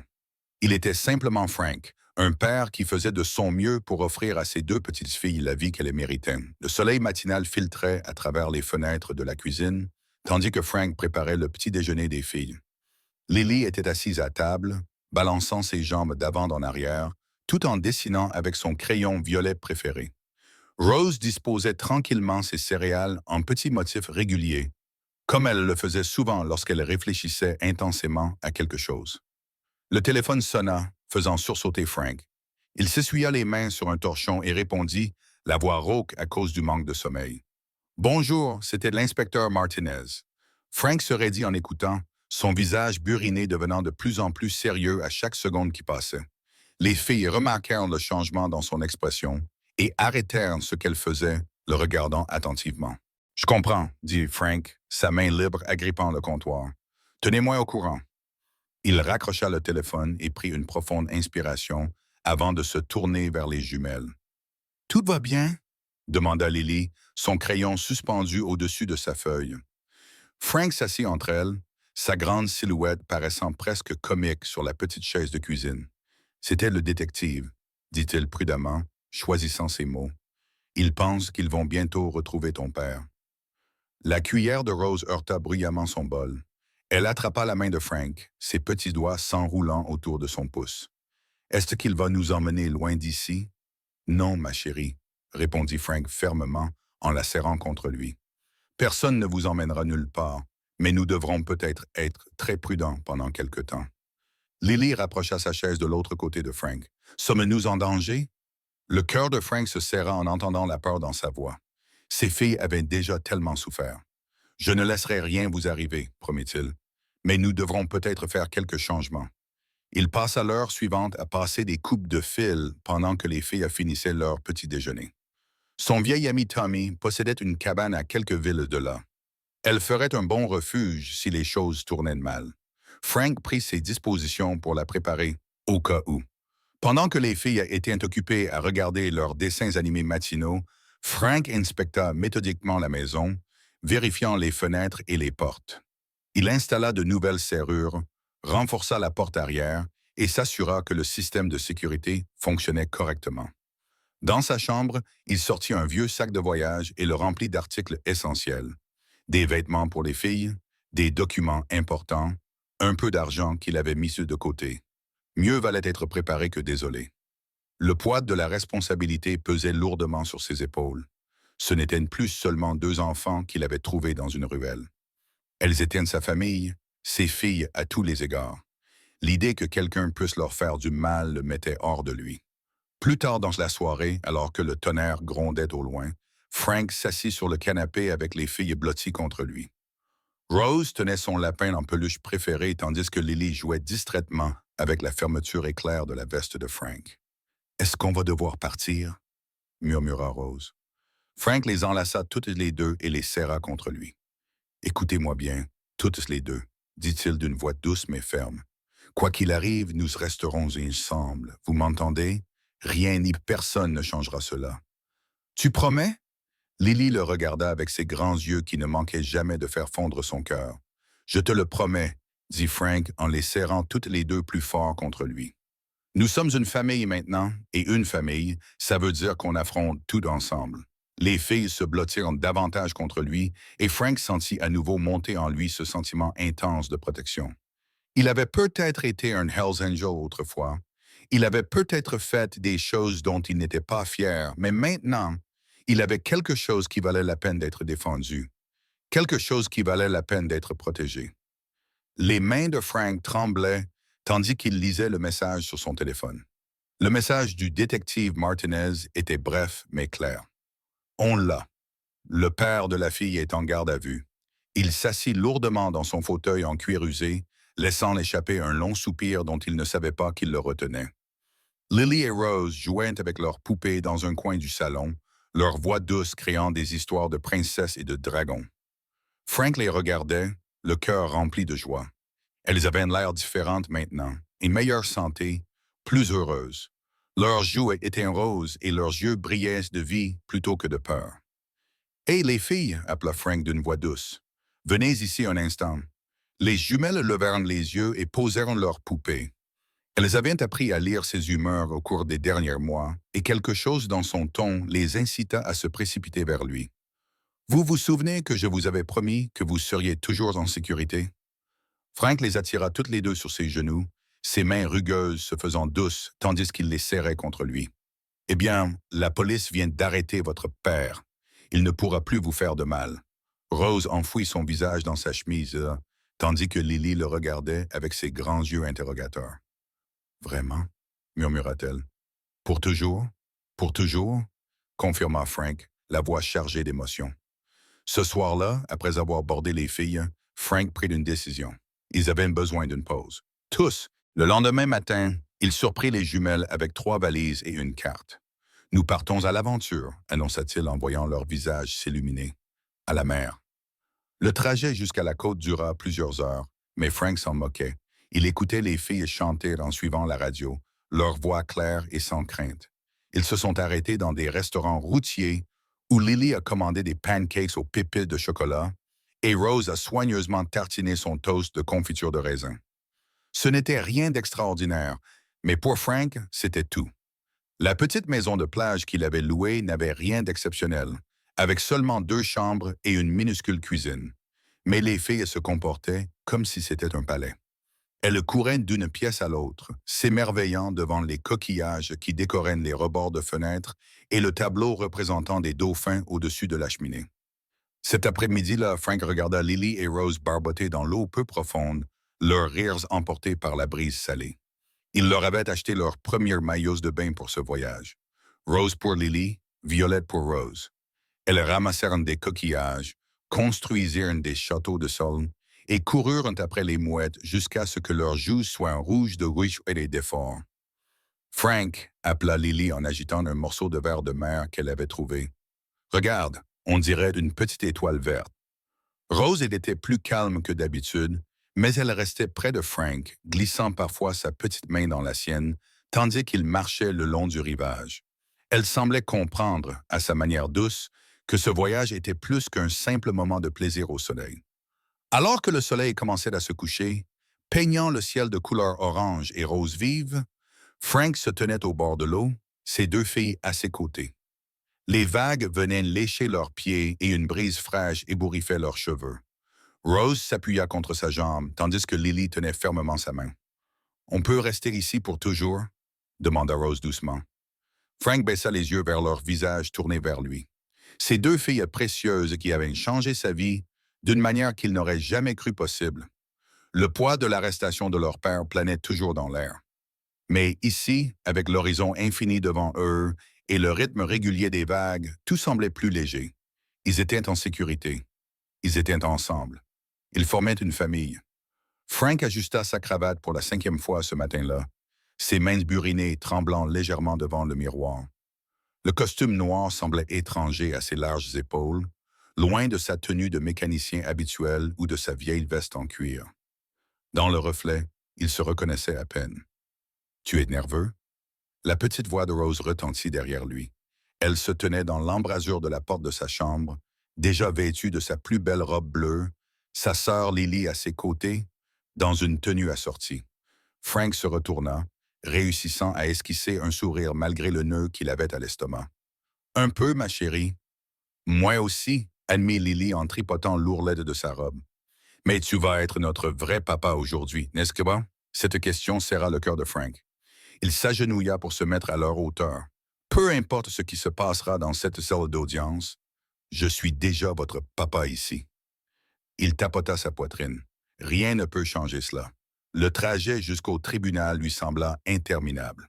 Frank agrippa fermement le volant, les jointures blanchies, tandis qu'il se frayait un chemin dans le trafic matinal.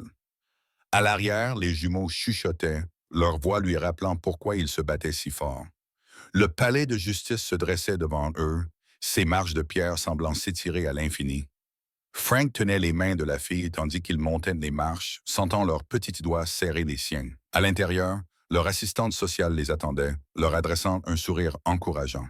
« Vous avez fait un long chemin, Monsieur Donovan, » dit-elle en les conduisant à la salle d'audience. La salle était plus petite que Frank ne l'avait imaginé, mais elle lui sembla immense lorsqu'ils y entrèrent. Le juge Allen était assis à son bureau, le visage impassible, examinant les documents devant lui. L'avocat de Frank lui toucha le bras, le guidant vers leur table. Lorsque vint le moment pour Frank de parler, il se leva lentement. Le discours qu'il avait préparé lui semblait lourd dans sa poche, mais il le laissa là. Au lieu de cela, il regarda directement le juge, la voix rauque d'émotion. « Votre honneur, je sais ce que mon dossier dit à mon sujet. Je connais mon passé avec les Hells Angels. Je sais les erreurs que j'ai commises. Mais ces filles... » Il fit une pause, jetant un coup d'œil à Lily et Rose. Elles m'ont trouvé le soir de Noël, tout comme je les ai trouvées. Elles étaient seules, effrayées, abandonnées, tout comme je l'étais à ma manière. La voix de Frank se fit plus forte alors qu'il poursuivait. Je ne suis plus le même homme qu'avant. Ces filles m'ont appris ce que signifie se soucier de quelque chose de plus grand que moi. Elles m'ont montré comment aimer à nouveau, comment espérer. J'ai un emploi stable, un foyer et, surtout, j'ai 2 petites filles qui ont autant besoin de moi que j'ai besoin d'elles. Il désigna les jumelles qui étaient assises et le regardaient avec de grands yeux. Regardez-les, votre honneur, elles s'épanouissent. Elles vont à l'école et se font des amis. Elles sourient maintenant. De vrais sourires. Elles se sentent en sécurité pour la première fois de leur vie. Je vous demande de me laisser continuer à être leur père. Laissez-moi leur offrir le foyer qu'elles méritent. Le silence qui suivit sembla éternel. Le juge Allen regarda Frank d'un air pensif, puis les filles, puis ses papiers. Finalement, il s'éclaircit la gorge. « Monsieur Donovan, » commença le juge d'une voix ferme mais bienveillante. « J'ai examiné cette affaire en détail. J'ai lu les rapports de l'assistante sociale, des enseignances des filles et de votre employeur. J'ai pris en considération votre passé, mais surtout, j'ai pris en considération vos actions présentes et votre engagement envers ces enfants. » Frank retint son souffle tandis que le juge Allen poursuivait. « La Cour décide de vous accorder la garde légale complète de Lily et Rose. Félicitations, Monsieur Donovan. Vous êtes désormais officiellement leur père. » Frank sortit du tribunal, les jambes légèrement tremblantes. Le bout de papier qu'il tenait dans sa main rendait la chose officielle. Il était désormais le tuteur légal de Lily et Rose. Les jumelles, tenant ses mains de chaque côté, sautillaient d'excitation. Ça veut dire qu'on va rester avec toi pour toujours? Demanda Lily, les yeux bleus écarquillés d'espoir. C'est ça, ma chérie, répondit Frank, la voix chargée d'émotion. Il serra doucement leurs petites mains. Le poids qui pesait sur sa poitrine depuis des mois s'était enfin envolé. Dehors, le soleil printanier réchauffait leur visage. Frank ne pouvait s'empêcher de sourire tandis qu'il marchait vers son camion. Les passants ont peut-être été surpris de voir l'ancienne Hells Angel les larmes aux yeux, mais Frank s'en moquait. Son cœur était si plein qu'il aurait pu exploser. Une glace? Demanda Rose doucement en tirant sur sa manche. Son sourire timide fit fondre son cœur une fois de plus. Bien sûr, répondit Frank. Il faut fêter ça. À la glacerie locale, les filles choisirent leur parfum préféré. Chocolat pour Lily et fraises pour Rose. Frank les regarda déguster leur glace, le visage joyeux barbouillé de rose et de brun. La propriétaire, Mme Patterson, leur donna des pépites supplémentaires et fit un clin d'œil à Frank. La nouvelle s'était répandue dans la ville au sujet du motard coriace qui avait recueilli les jumelles, et la communauté s'était peu à peu attachée à cette famille atypique. De retour chez lui, Frank ouvrit la porte d'entrée de ce qui ressemblait désormais à un véritable foyer. Les murs qui résonnaient autrefois d'un silence solitaire étaient désormais remplis des rires des enfants. Des dessins au crayon recouvraient le réfrigérateur et de petites chaussures étaient éparpillées près de la porte. « On peut jouer dans le jardin ?» demanda Lily, qui se dirigeait déjà vers la porte vitrée coulissante. « Attendez, je vais vous chercher vos vestes », leur lança Frank. L'air printanier était encore légèrement frais. Depuis la véranda arrière, il regardait les filles se courir après dans le jardin qu'il avait enfin aménagé. Les vieilles pièces de moto avaient disparu, remplacées par une petite balançoire qu'il avait construite lui-même. Des parterres de fleurs bordaient la clôture, une idée de roses, et un potager commençait à pousser dans un coin. Les jumelles jouaient à leur jeu préféré, celui des princesses, utilisant des bâtons comme baguettes magiques et transformant des grenouilles imaginaires en princes. Leur rire résonnait dans le jardin, remplissant le cœur de Frank de joie. C'étaient les mêmes filles qu'il avait trouvées tremblantes dans cette ruelle la veille de Noël. Mais elles avaient changé. Leurs yeux brillaient de joie au lieu de peur, et leur corps s'était rempli grâce à des repas équilibrés et des soins attentifs. Frank s'enfonça dans sa chaise de jardin, submergé par la gratitude. Il repensa à quel point il avait failli passer devant cette ruelle sans s'arrêter, au nombre de fois où le système avait failli les séparer, à tout ce qu'ils avaient dû surmonter pour en arriver là. Les filles l'avaient sauvé autant qu'il les avait sauvées. « Papa !» appela Rose en agitant sa baguette magique vers lui. « Tu dois venir jouer le dragon. » Frank sourit et se leva de sa chaise. « Un dragon, hein? Eh bien, voici le dragon le plus effrayant de tout le pays. » Il grogna de manière espiègle et se dirigea vers elle d'un pas lourd. Les filles poussèrent des cris de joie et se mirent à courir, leur rire résonnant contre la clôture. Alors que Frank les poursuivait dans le jardin en rugissant et en faisant semblant de cracher du feu, il comprit quelque chose de profond. C'était ça le bonheur, le vrai bonheur, pur. Pas l'euphorie artificielle de ces jours de folie, ni la satisfaction creuse de la vengeance, mais la joie authentique d'être exactement là où il devait être. Frank se réveilla avant l'aube le matin de Noël, le cœur plein d'espoir. La maison était calme, décorée de lumières scintillantes et de guirlandes que les filles l'avaient aidé à accrocher. Un vrai sapin de Noël trônait dans un coin du salon, ce qu'il n'avait pas pris la peine de faire depuis des années. Sous le sapin se trouvaient des cadeaux soigneusement emballés, chacun choisi avec amour. Il se rendit à la cuisine, mit une cafetière en route et prépara du chocolat chaud pour les filles. L'arôme de la cannelle et de la vanille emplissait l'air tandis qu'ils préparaient leur petit déjeuner préféré. L'ancienne recette de pain perdu de sa mère. Ses mains rugueuses, plus habituées à manipuler des moteurs que des fouets, étaient devenues étonnamment habiles dans ses douces routines matinales. Des pas légers résonnèrent dans le couloir, et Frank se retourna pour voir Lily et Rose, toujours vêtues de leurs pyjamas de Noël assortis, les yeux écarquillés d'émerveillement. Leurs cheveux étaient ébouriffés par le sommeil, mais leurs visages rayonnaient d'excitation. « Joyeux Noël, les filles !» dit Frank, la voix rauque d'émotion. « Joyeux Noël, papa !» s'écrièrent-elles à l'unisson en se précipitant pour le serrer dans leurs bras. Le mot « papa » le prenait encore parfois au dépourvu, remplissant son cœur de chaleur chaque fois qu'elle le prononçait.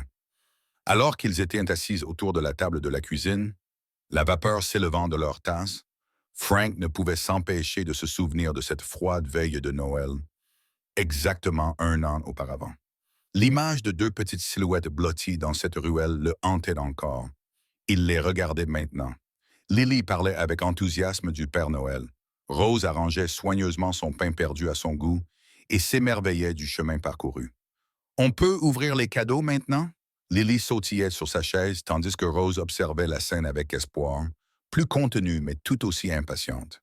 Finissez d'abord votre petit déjeuner, dit Frank, essayant de paraître sévère, mais échouant car un sourire se dessina sur ses lèvres. Il se souvenait des premiers cadeaux de Noël qu'il leur avait apportés au refuge, 2 petites peluches qu'elles gardaient toujours sur leur lit. Maintenant, elles avaient un vrai foyer, leur propre chambre et un avenir ensemble. Après le petit déjeuner, elles se rassemblèrent autour du sapin. Frank s'assit dans son vieux fauteuil, regardant les filles trier soigneusement les cadeaux.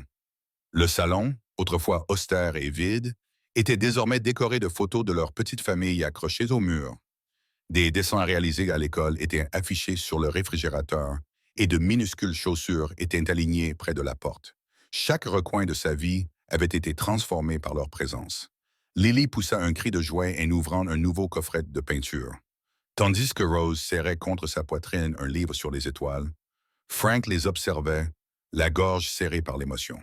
Ces simples moments de joie valaient toutes les batailles qu'il avait menées pour les garder, tous les papiers administratifs, toutes les comparutions au tribunal. « Papa, celui-ci est pour toi », dit Rose en lui apportant un paquet soigneusement emballé. À l'intérieur se trouvait un dessin fait à la main représentant les 3 membres de la famille, encadré par des bâtonnets de glace pinces de paillettes. En dessous, en lettres tremblantes, on pouvait lire « Notre famille ».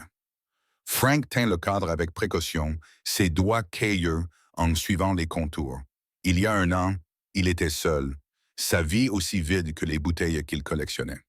En regardant maintenant ses filles partager leur enthousiasme pour chaque cadeau, il comprit ce que signifiait la véritable richesse. La lumière du matin filtrait à travers les fenêtres, se reflétant sur les guirlandes du sapin et les faisant scintiller. Dehors, la neige commençait à tomber doucement, mais à l'intérieur de leur maison, il faisait chaud, grâce à l'amour et au rire. Frank regarda ses filles, qui n'étaient plus perdues ni effrayées, et comprit qu'elles lui avaient offert le plus beau des cadeaux, la chance d'être père, d'aimer et d'être aimé en retour. J'espère que cette histoire vous plaira. N'hésitez pas à partager votre passage préféré et à nous dire d'où vous nous regardez. Passez une excellente journée.